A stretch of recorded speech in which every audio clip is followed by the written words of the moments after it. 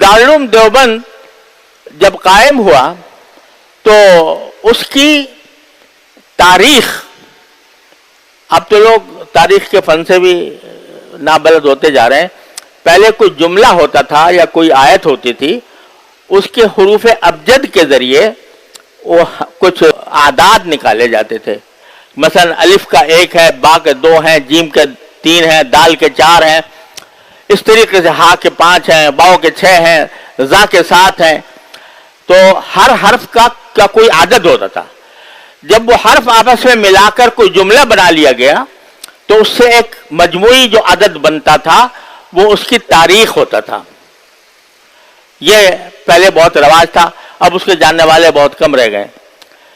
تو جب دارالعلوم دیوبند قائم ہوا تو دارالعلوم دیوبند کی جو تاریخ نکالی گئی وہ فارسی جملے میں تھی.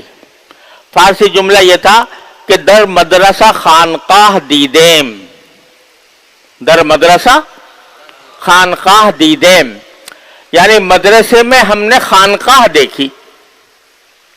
یہ تاریخ ہے دارالعلوم دیوبند کے قیام کی.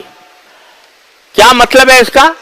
کیا یہ مدرسہ بھی ہے، یعنی یہاں پر علوم پڑھائے بھی جاتے ہیں، اور ساتھ ساتھ یہ خانقاہ بھی ہے جس میں لوگوں کے باطن کی تربیت کی جاتی.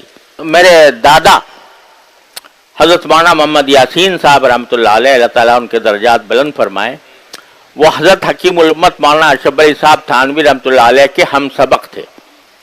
ایک ساتھ پڑھا ہمارے دادا نے اور حضرت مولانا حکیم الامت مولانا اشرف علی صاحب تھانوی نے ایک ہی جماعت میں پڑھا ہے.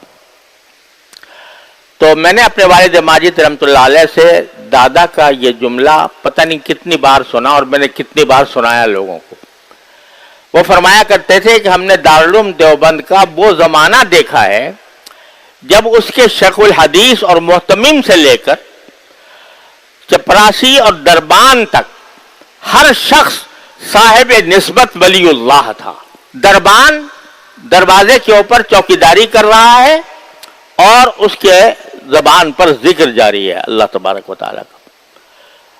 تو یہ چونکہ ہمارے حضرات اکابر نے دارالعلوم دیوبند میں فضا ایسی بنائی تھی کہ صرف حروف و نقوش کا علم نہیں کہ بھئی ہم نے عربی اچھی ہم نے سمجھ میں آ گئی، صرف و نحو اچھی آ گئی، فقہ کی کتابیں پڑھ لی، حدیث کی کتابیں پڑھ لی، بس نہیں، بلکہ وہاں پر ماحول تربیت کا تھا.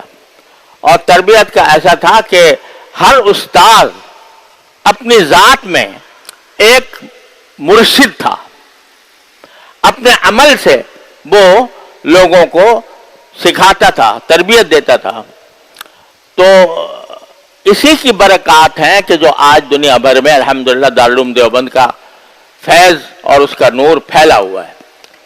وہ کیوں ہے؟ اس لیے کہ ہر آدمی کو اپنی اصلاح کی فکر تھی کہ میں کسی طرح درست ہو جاؤں. مجھے اللہ تبارک و تعالیٰ کے سامنے جانا ہے تو مجھے اللہ تبارک و تعالیٰ کی بارگاہ میں شرمندہ ہونا نہ پڑے.